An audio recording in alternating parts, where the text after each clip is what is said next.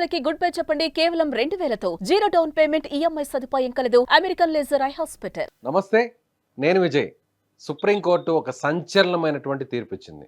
ఆ తీర్పు ఏంటంటే, భార్య వేరొకరితో పిల్లల్ని కంటే తండ్రి ఆ భర్తే చట్టబద్ధంగా అవుతాడు అనేటువంటి ఒక సంచలనమైనటువంటి తీర్పు ఇచ్చింది.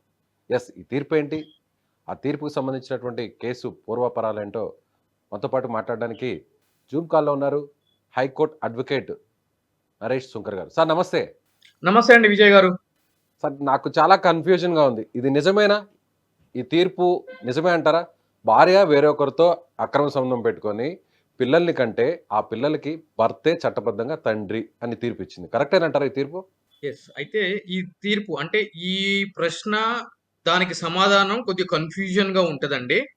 అయితే సుప్రీంకోర్టు ఇచ్చిన జడ్జిమెంట్ ని పత్రికల్లో రాసిన విధానం చూస్తే షాక్ గురవుతాం. అంటే భార్య ఎవరితోటి వివాహేతర బంధంతో ఎవరితోటి పిల్లల కన్నా కూడా వాళ్ళకి తండ్రి ఎవరైతే గనక ఆమెని మ్యారేజ్ చేసుకుంటాడో అతనే తండ్రి అని చెప్పి ఈ యొక్క తీర్పు సారాంశం. సో ఇది ఈ విధంగా చెప్తే గుండె ఆగిపోయినంత పని అవుతుంది. అంతే కదా సార్, రైట్? కాకపోతే ఇక్కడ దాని యొక్క పూర్వపరాలు ఏ విధంగా ఉన్నాయి, చట్టం ఏం చెప్తుంది అనేది మనం క్లియర్ కట్ అనాలిసిస్ అనేది చాలా ఇంపార్టెంట్ అండి. జనవరి 28వ తారీఖు సుప్రీంకోర్టు వారు జస్టిస్ సూర్యకాంత్, జస్టిస్ ఉజ్వల బియాన్ గారి బెంచ్ ఒక తీర్పు అనేది ఇవ్వడం జరిగిందండి. దానికి సంబంధించి పెటర్నిటీ, లెజిటిమటీ ఈ రెండు అంశాల మీద ఈ తీర్పు ఉంటుంది. అంటే చట్టబద్ధత, పితృత్వం ఈ రెండింటికి మధ్య ఏం జరుగుతుంది అనేది ఈ తీర్పు సారాంశం అండి. వివరాల్లోకి వెళ్తే ఏమవుతుంది అంటే కనుక కేరళలో 1989లో మ్యారేజ్ అవుతుందండి ఒక జంటకి 1989లో. ఆ వివాహం జరిగిన తర్వాత 1999లో ఆ జంటకి ఒక ఆడపిల్ల పుడుతుందండి. అదే విధంగా 2001లో ఒక కొడుకు కూడా పుడతాడండి. 2001 ఇంపార్టెంట్ అండి, ఒక కొడుకు కూడా పుడతాడు. దాని తర్వాత 2003లో వాళ్ళిద్దరి మధ్య విభేదాలు అనేది రావడం జరుగుతుందండి. వచ్చిన తర్వాత 2006లో వాళ్ళిద్దరూ పరస్పర అంగీకారంతో విడాకులు తీసుకోవడం జరుగుతుందండి. సో 2006లో వీళ్ళ యొక్క వివాహ బంధము రద్దయిపోయింది. అయితే ఎప్పుడైతే గనక 2001లో ఆమెకి ఒక బాబు పుట్టాడో, పుట్టినప్పుడు మున్సిపల్ రికార్డ్స్ లో ఆ బాబుకి తండ్రి కింద ఆమె భర్త పేరు రాయడం జరిగిందండి. రాసిన తర్వాత రిజిస్టర్ లో భర్త పేరు రాయడం జరిగింది. చట్టబద్ధంగా ఎవరినైతే గనక పెళ్లి చేసుకుందో ఆ భర్త పేరు రాయడం జరిగింది. 2006లో విడాకులు వచ్చిన తర్వాత మళ్ళీ ఆమె ఆ మున్సిపల్ అథారిటీస్ దగ్గరికి వెళ్ళి ఈ యొక్క తండ్రి కాలంలో, నా కొడుకు యొక్క తండ్రి కాలంలో నా భర్త పేరు కాకుండా నేను వివాహేతర బంధం పెట్టుకున్న వ్యక్తి పేరు తండ్రిగా రాయండి. ఎందుకు అనంటే గనక నేను అతనితో ఆ యొక్క పిల్లవాడిని కన్నాను అని చెప్పి చెప్పడం జరిగింది. సదరు మున్సిపల్ అధికారులు ఎప్పుడు పడితే అప్పుడు వచ్చి నీ యొక్క కొడుకు తండ్రి పేరుని నువ్వు చెప్పిన విధంగా మార్చాలి అంటే మాకు అధికారాలు లేవు. ఏదైనా ఒక కోర్టుకు వెళ్ళి ఆ కోర్టు నుంచి మాకు ఉత్తర్వులు తీసుకుని వస్తే మేము ఆ విధంగా నడుచుకుంటామని చెప్పి చెప్తే ఆమె ఇనిషియల్ గా మున్సిపల్ కోర్టులో, కేరళ మున్సిపల్ కోర్టులో పిటిషన్ దాఖలు చేయడం జరుగుతుంది. ఈ నేమ్ చేంజ్ గురించి నేను చెప్పిన ఈ యొక్క మొత్తం అంశాలన్నిటిని పొందుపరుస్తూ. ఎందుకు అనంటే గనక నా వివాహ బంధం అమల్లో ఉన్నప్పుడే నేను వివాహితర సంబంధం ద్వారా ఈ యొక్క బిడ్డను కన్నాను కాబట్టి అతని యొక్క తండ్రి వేరే అతను అని చెప్పి చెప్పడం జరుగుతుంది.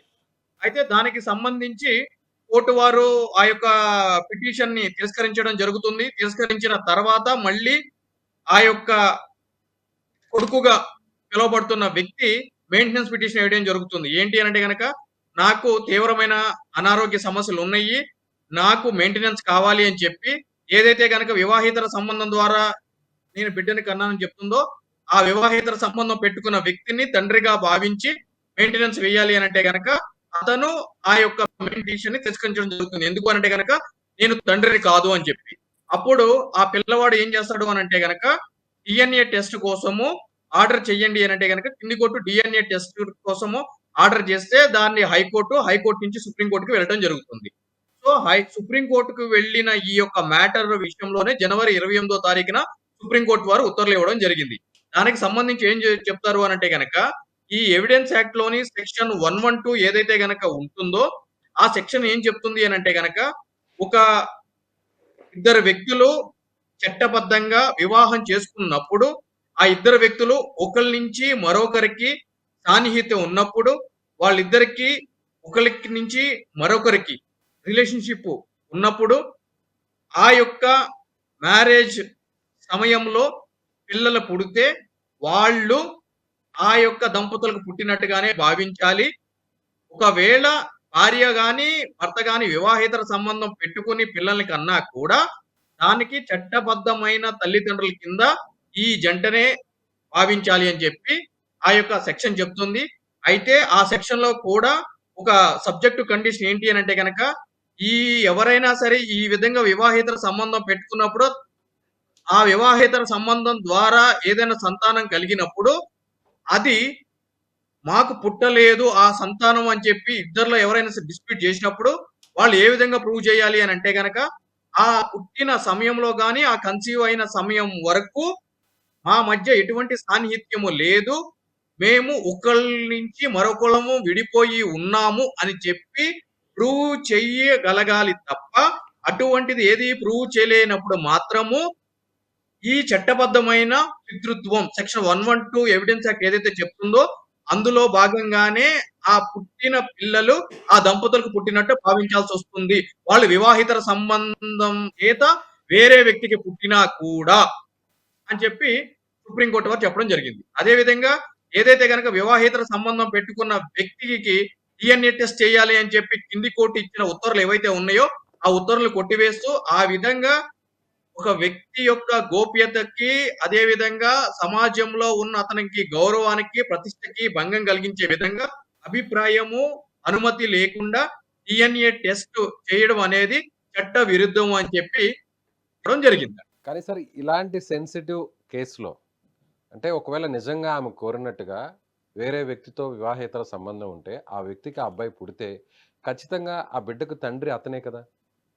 అంటే చట్టం విషయం పక్కన పెడదాం, వాస్తవానికి ఏంటి అంటే గనక అంటే చట్టం విషయం మీరు అన్నట్టు పక్కన పెడితే ఆ బిడ్డకి తండ్రి అతనే వివాహితర సంబంధం ద్వారా పుట్టాడు కాబట్టి. కానీ ఇక్కడ ఏం జరుగుతుంది అని అంటే గనక ఫర్ ఎగ్జాంపుల్ జనవరి 20వ తారీఖున ఒక రిలేషన్షిప్ ఎంటర్ అయ్యి అంటే ఇల్లీగల్ రిలేషన్షిప్ అంటే ఒక భార్య వేరే వ్యక్తితోటి ఇల్లీగల్ రిలేషన్షిప్ ఎంటర్ అయ్యి ఆ రిలేషన్షిప్ ని క్యారీ ఫార్వర్డ్ చేసి అతనితో శృంగారం కానీ అదేవిధంగా అతనితోటి సంభోగం జరిపి దాని ద్వారా కన్సీవ్ అయ్యి ఒక బిడ్డని కన్నప్పుడు ఇమ్మీడియట్లీ ఏం చేయాలి అని అంటే గనక అటువంటి సంభోగం భార్యాభర్తల మధ్య లేనప్పుడు లేదు అని అంటే గనక అటువంటి అనుమానం భర్తకి ఏర్పడినప్పుడు తక్షణం ఏం చేయాలి అని అంటే గనక దాన్ని ప్రూవ్ చేయాల్సిన బాధ్యత ఆ యొక్క భర్త మీద.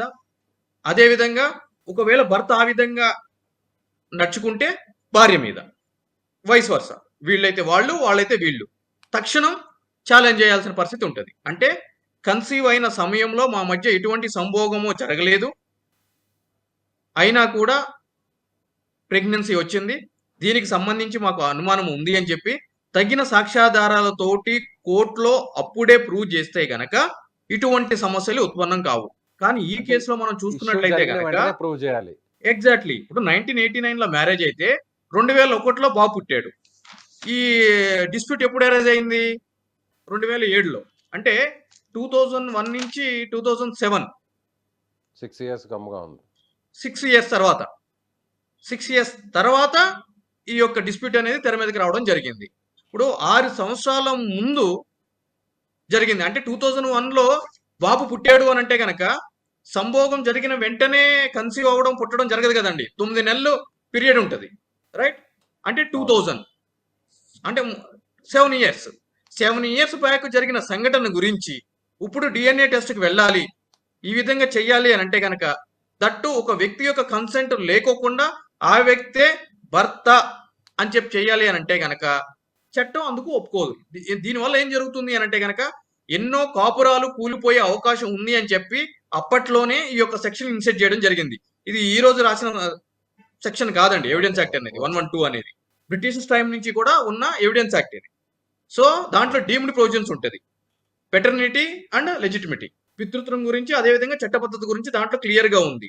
ఎప్పుడైతే గనక ఇద్దరు వ్యక్తుల మధ్య వైవాహిక సంబంధం చట్టపరంగా ఏర్పడుతుందో, ఆ వైవాహిక సంబంధం అమల్లో ఉన్నంత కాలము ఎవరు పిల్లలు పుట్టినా కూడా ఆ పిల్లలు వాళ్ళకి పుట్టినట్లుగానే భావించాలి.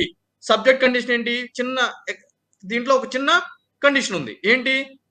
అది ప్రూవ్ చేయకపోతే, అంటే మా మధ్య ఎటువంటి ఒకవేళ ఆధారాలతో గాని ప్రూవ్ చేస్తే అప్పుడు చట్టబద్ధత ఉండదు. యెస్. ఉండదండి. ఆధారాలతో ప్రూవ్ చేస్తే. చేయలేకపోతే మాత్రం ఈ విధంగానే భావించాల్సి వస్తది అని చెప్పి చట్టం చెప్తుంది. ఓకే. అన్లెస్ అదర్‌వైజ్ ప్రూవెన్ అని చెప్పండి. Right sir. Deemed provision. So, దానికి సంబంధించి సుప్రీం కోర్ట్ వారు తీర్పునివ్వడం జరిగింది. అంటే ఇది కొత్తగా ఇచ్చిన తీర్పు కదండీ. రీవేమ్స్ అంటే గతంలో ఇచ్చిన తీర్పుని పునర్గతిస్తూ మరొక్కసారి సుప్రీం కోర్ట్ బెంచ్ అనేది ఇవ్వడం జరిగింది. గతంలో కూడా ఈ సెక్షన్ బేస్ చేసుకునే ఇటువంటి తీర్పులు ఆనరబుల్ హైకోర్టు వారు, అదేవిధంగా సుప్రీం కోర్ట్ వారు కూడా ఇచ్చిన సందర్భాలు కోకొల్లలుగా ఉన్నాయండి. Thank you sir. Thank you అండి. Thank you. పితృత్వం చట్టబద్ధతను ఆధారంగా చేసుకొని రూపొందించినటువంటి సెక్షన్ 112 ప్రకారం సుప్రీంకోర్టు ఈ తీర్పును తీసుకుంది. గతంలో అంటే అక్రమ సంతానం కలిగి ఉంటే సో అక్రమ సంతానానికి కారకులైనటువంటి వారితో ఆధారాలను కానీ నిరూపించగలిగితే వెంటనే సో చట్టబద్ధంగా తండ్రి ఉండడు. ఎవరైతే ఆ సంతానానికి కారకులయ్యారో వాళ్ళు తల్లిదండ్రులుగా నిర్ధారిస్తారు. అలా కాకుండా కాలం గడిచిన తర్వాత, కొన్నేళ్ళు గడిచిన తర్వాత ఇలాంటి డిస్ప్యూట్ని కానీ రైజ్ చేస్తే మాత్రం ఖచ్చితంగా భార్యకు అక్రమ సంతానం కలిగినా కూడా చట్టబద్ధంగా తండ్రి భర్త అవుతాడని సుప్రీంకోర్టు చెప్తుందని హైకోర్టు అడ్వకేట్ చెప్తున్నారు. Thank you so much.